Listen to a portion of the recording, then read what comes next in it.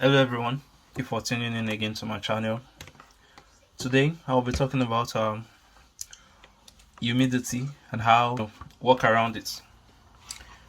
First of all, we'll see what's the meaning of the term humidity.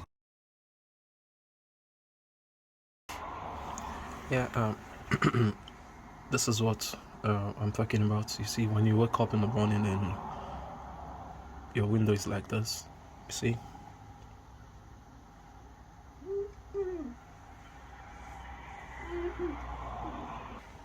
Can anyone see? Or maybe not so well. If you live in an environment where you have so much of cold, there is this possibility of you having this issue every time, and the resultant factor of this is that one, you could have accumulation of water on your window when you wake up in the morning. And aside from that, it is most likely that you start to suffer from what we call, mildew. The term mildew, or maybe mold, all on your wall. So today, I've come up with a project that would help you reduce the amount of water in the air, in the atmosphere, within the home, within the house. So by the reduction of that, you're going to have less water, of course, in the air, and that will result to less humidity. Remember, the lower the humidity you have, the better. Well, I'll be showing you this device. This is a Peltier module. If you can see, let me remove one of this. Written on it is TEC 1 12 710. So this is a Peltier module. What this thing does is this. This is a semiconductor device. Once you apply voltage through these wires, one side of this device becomes very cold while the other becomes very hot. So what we'll be doing is this. We'll be using the cold side of this device to collect water from the atmosphere, which will reduce in reduction in this humidity. Okay, this is how it works. Let me explain in a layman term. Within your home, especially in an area like in the kitchen, whenever you cook, a lot of water escapes through the pot, or maybe when you boil water in the kettle, you see the water itself going into its gaseous state, whereby the water starts to evaporate. And by doing that, the water tends to hold and get absorbed into everything in the home, including the air. So the water does not just disappear like that. The water gets into the air in the environment. So when the night comes, the water in the air starts to look for cold surfaces, very cold surfaces. And because of the weather of where you live, your window is going to be one of the coldest things at night. Of course, during the day too, maybe when it is sun, it is going to be at least maybe one of the hottest surfaces within the home. So because what's it called, the window is very cold at that point in time, then it tends to like collect all the water, surface of the window, and this will result in what you see in the morning when you get water on your window in the morning. And by the time you look at maybe the floor side, the base of the window, you see a lot of this water would have been accumulated and would have dropped, as if someone intentionally poured water on that surface. So we'll be taking advantage of the cold side to collect water, and from there, percentage of the water within the home is most likely to come on the surface of this thing.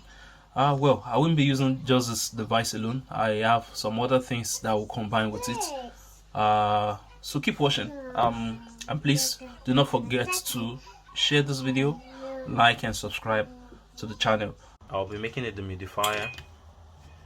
Simply put, a dehumidifier is a device or anything that is capable of absorbing moisture from the air in the surrounding environment. And the reason why I am making this is because currently I have issues of high humidity in my apartment. When you have high humidity in your apartment, you have problem in heating the apartment properly. It will take a much longer time to heat up the apartment, and the reason is because if you live in this part of the world where there tends to be too much of coldness, because of the temperature of the environment, you tend to have high humidity, especially in the winter. And what this will cause is that each time you wake up in the morning and you go to your window, you find a lot of water deposited on the window surface. And the reason why this is so is because when you cook, or maybe when you boil water, the water that comes out from your kettle or from the pot does not just disappear into the thin air.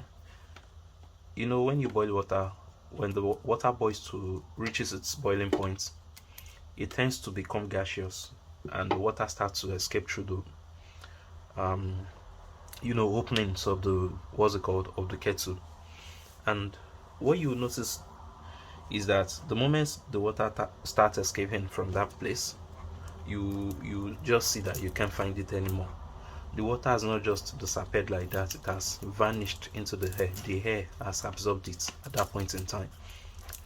Now, the reason why you mostly not find the water on your window in the morning, or excuse me, during the day, is because during the day there tends to be a kind of what would I call it, colder temperature in the home.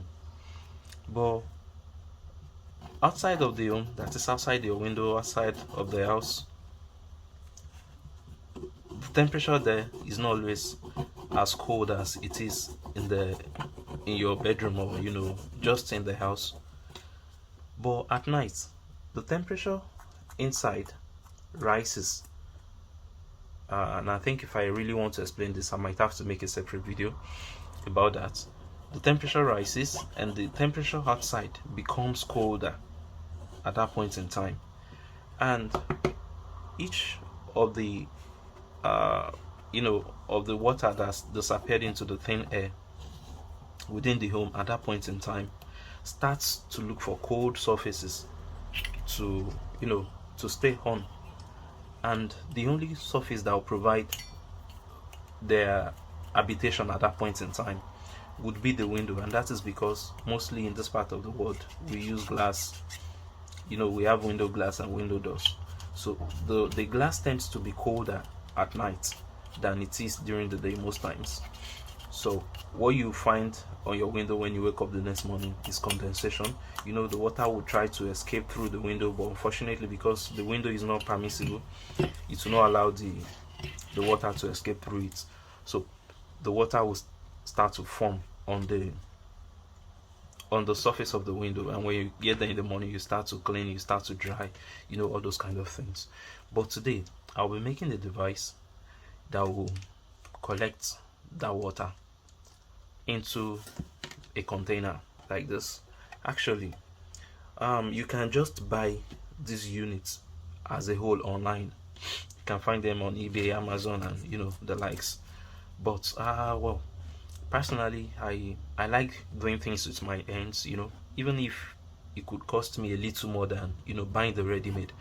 I enjoy doing things with my hands and seeing the results. I'm a man of results. When I do things and I see the results, it gives me this happiness and joy, and I'm always proud of that.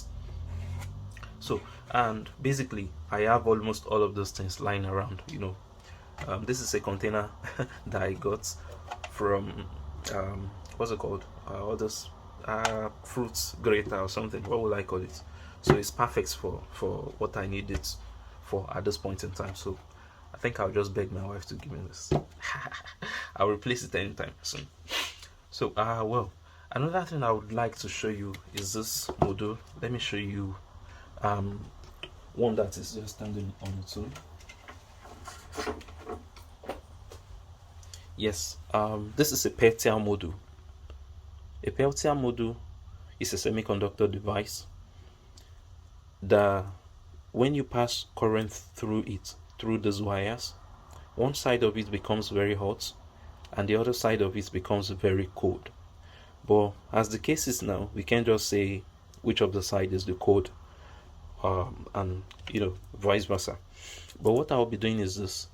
I'll just use a 3.6 volt battery, a very small battery of course, to test out which of the sides is the hot and which of the other side is the cold side. So I'll just apply the polarity as it is, and I'll just be doing that in this way. If you can see my hands, of course, it's not something that's so so hard to do, and after a while it takes quite a very short time. So I think this is the cold side. Yeah, the side with the print is the cold side, but let me confirm it's the same thing with the one I'll be using. I already placed this on the heatsink, so I think I'll just be using that to save a little bit of time, and am I even really saving that time? I'm not sure. Yeah, I think I've just saved a time by pulling those wires through. So yeah, let's go for the test again. If I'm holding the right wire. Yes.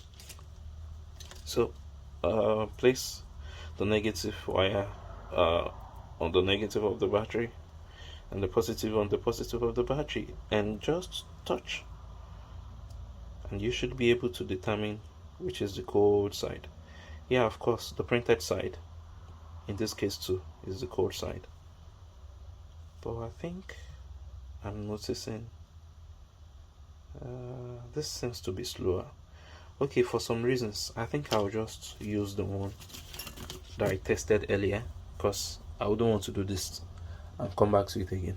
So this will be off for the moment. I'll just keep it by the side, and in fact, wow, I can't tell any longer. Both sides are now very cold. So yeah, I'll just do this as I did it earlier to check again. There is nothing wrong with checking and checking and checking and checking. It's better than having coupled everything and having to come back to it again. Yeah, well, the same side, the printed side. So I'll just put it into the heatsink. This is a unit that came as a whole before, but due to one reason or the other, I think I fooled around with it, and the one that was there before got burnt or so. It's no longer working, so I got the replacement. Yes, so I'll just push the wires through.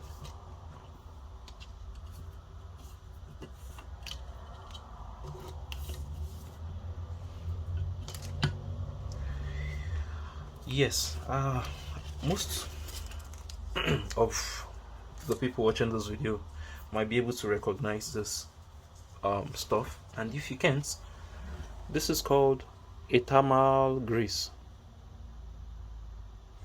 And what this thing does is that, like I said earlier, this part of this device or module becomes extremely hot when working. So because of this, we'll be giving this guy some amount of thermal grease just to ease the heat, to make it more efficient.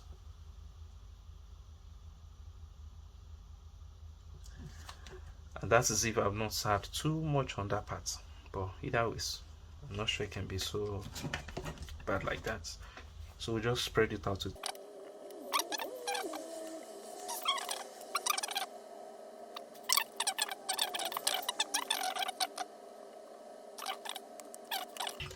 So we'll just pull the wire through, and we'll just place it right there. If you want, you can cushion it a little bit more. Yeah, nice.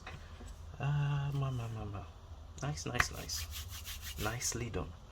Actually, I have a 12 volts 30 amps power supply that I'll be using for testing purpose. Oh, sorry, just bumped into the camera. If you can see that very well, yeah, that's 12 volt 30 amps. This should be more than enough. But in case you're going to be making this device at home, I'm not sure you need up to 30 amps. You can just buy maybe 20 amps or 15 amps should do. But you know, because of what I do, I'm always happy when I have, you know, things like that that can produce excessive power, you know, for the sake of other things. So I'll plug in the power supply now, and we'll measure the voltage and we'll give it a short test.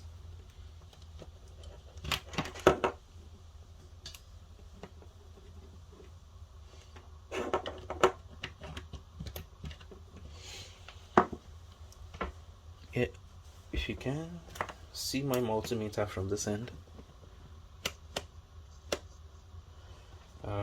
yeah, that's my multimeter. So this should be the negative of the power supply. It's not always very safe to touch power supplies like that, but because I can tell that it's not so bad at the moment. Yeah, that's 12.6 volts. So with that,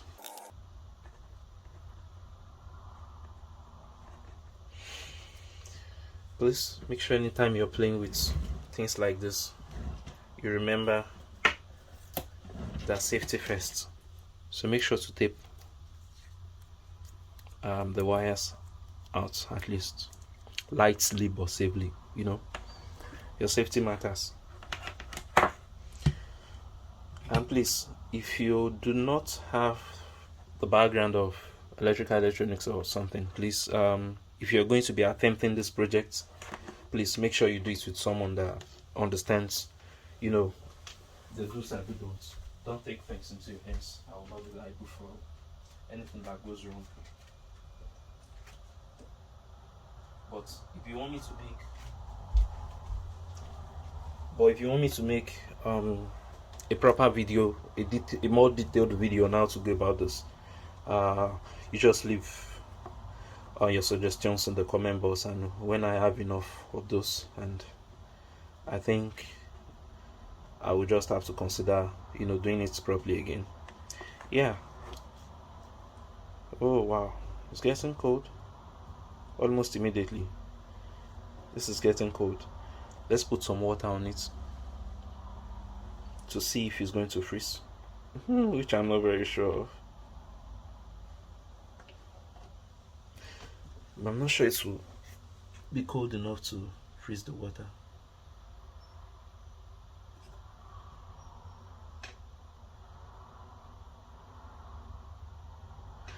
And sometimes, to get the best out of this, just as this side is cooling and the other side is becoming hot, you need to look for a means to remove the excess heat on the other side, and that is when this can be very efficient. Oh my god, this is freezing already. See, can you see that? The earlier drop of water, wow, frozen. Oh my god, see this. We'll be needing this fan. Just pour that away. So that is why I'll be using this fan right on the heatsink, so as to help, you know, pull the heat away, or maybe to blow, whichever case. But before we'll be placing the fan, we will have to do something again. If you notice, I already have a fan on this heatsink as well. This heatsink is going to be sitting on top of this. You know, this is just a block of aluminium with fins. And the reason why this has been done this way is because aluminium is not, in quotes, a good conductor of heat. So in this case, if you have an aluminium on the bottom of this thing, and an aluminium of this shape, it will be much easier to lose the heat quickly. And of course, with the air fan, the efficiency is going to increase. So the fan that will be sitting on the bottom of this heatsink is meant to increase the efficiency, is meant to cool it down, whereas the fan standing behind or beside this heatsink is not cooling it, is only helping the air to move more quickly through the heatsink. This is the direction of the flow. The direction with the stamping is the direction to which the air is blowing to. So if the air is blowing through this to this side, it means more air will come in from this end. So just as the air is coming through from this end of the fan, it passes through here more quickly, and that will help to circulate the air. Just keep watching the video, and I'll put a little bit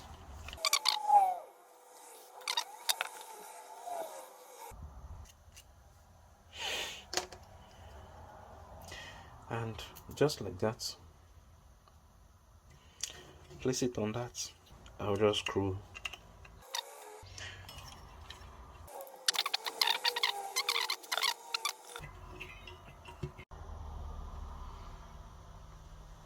And same thing for the black wires too, all of the negatives.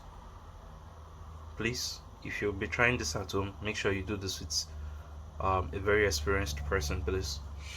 And if you want a more detailed video, so you could do this for yourself,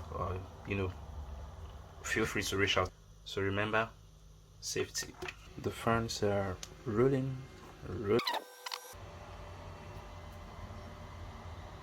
Wow, believe me, this is getting cold already. Wow, that's so fast. And there on the other side, yeah, it's warming up too. But remember, this time around, the fan up here is going to be helping to cool this faster, while this is going to be making this air flow faster. After about a few minutes, you should be able to see this little moisture on my hand, if at all you can. But it's starting to to form. I don't know if anyone can see that. Yeah, you should be able to see that already. And it's barely 10 minutes. See that? Can you? No, if you can still see this here. See. So with time, when the water has been able to form properly and to start dropping, through the from the body of this thing into the bowl. Thank you everyone for staying tuned up to this moment. We'll be checking how much water our dehumidifier has been able to collect in a period of about let's say 24 hours, plus or minus 24 hours. Let me show you how this thing has been able to collect the water, this part of the fan. But that, as the air is coming out, it's it will always fall on this thing, it will always pass through this thing, it will always touch this man. So for as long as the air coming in through all these places, through all these openings here, and these openings, as the air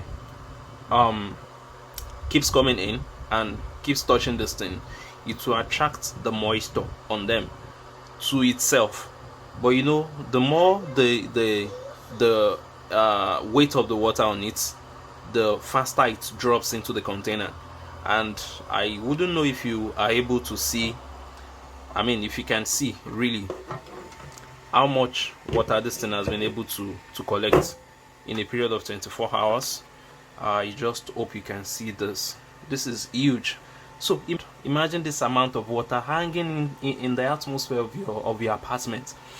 This water will get itself absorbed into your furniture, onto the wall. If you use rug, it will even be worse. All of the number one problem that you're going to have is, aside from mildew, that we started this video about, you will have a hard time heating your home, especially in the winter, of course. If this is much in the house, it will reduce the rate at which the heater heats up the room. I mean, it will increase it, and it means you have to spend longer heating your room. But meanwhile, this little dehumidifier, of course, is not very efficient in removing all of the moisture in the house. When you have too much of condensation like this, I mean, as I showed you on your window, when you have too much of air in the atmosphere, it increases the rate at which mildew grows in the house. Like I said again, this thing is not efficient enough to reduce the humidity totally, but at least it is doing something. So and the effects of mildew on your head, it can affect your lungs. It's not just good. You can read more about that, maybe the effect of mildew and mold on the internet. But all I know is this thing is not good for your health. I mean, the mildew, which I think I will find a picture of that to show you. I'll show you along the line in the video. The mildew is not good for your health. Water in the atmosphere increases the rate at which you have that mildew. So please, this is worth trying. This is a project worth trying. Of course, yes, I know it is not everyone that that can do this on their own. Like I said, the reason I'm making this is because, one, I'm an engineer. I can do all of these things and many more. And two, I have all the materials lying around. And three, I love making things with my hands. And if I can single-handedly build my house, build my car, and the likes, I am happy to do all of those things. That is me for you. But it is fine. It is not every one of us that can do that. So if you cannot do this by yourself, please, if you live in cold regions like that, during the winter time, it is essential that you have one of those things. Maybe something that can just trap the moisture in the atmosphere. So conclusively now, I think you and I can see that our project is not a waste of time. But yes, we still need to clean this project up a little bit. This is not looking very good. It is only an engineer like me that can handle things like this. We'll be cleaning this up and making it more tidy in another video.